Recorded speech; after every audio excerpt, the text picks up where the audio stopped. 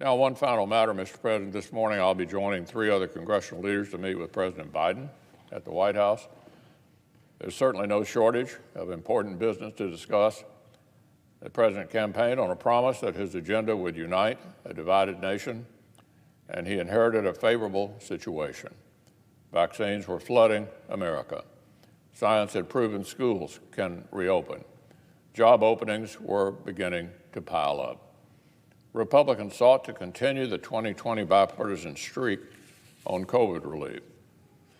But our new president and our Democratic colleagues preferred a one-party approach. They used the end of the pandemic to pass what the president's own staff admitted was, quote, the most progressive bill in American history, end quote. Not exactly shopping for consensus. Republicans were upfront with our concerns. We said these old liberal ideas would slow rehiring, slow down the reopening, and stoke inflation. Of course, just a few minutes ago, the Bureau of Labor Statistics published the most dramatic monthly inflation report in more than a decade. Many of the things American families buy have grown more expensive at a dizzying pace.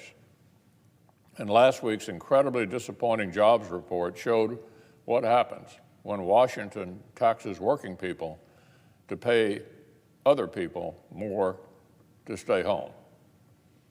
I'm going to discuss these and other concerns with the President today, but I also hope we can begin to come together on pressing issues that should actually unite us.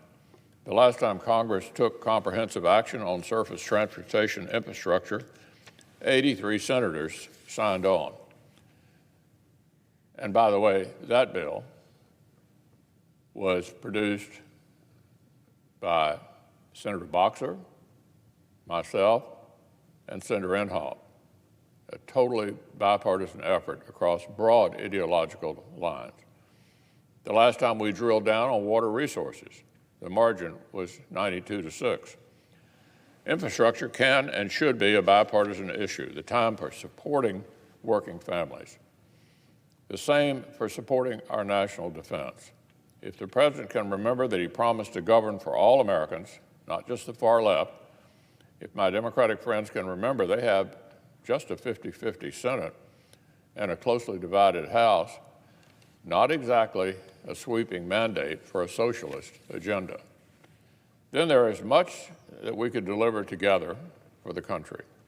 I hope today marks the start of a new course correction from this White House and a more successful dialogue across party lines. That's what Americans need, and that's what they deserve.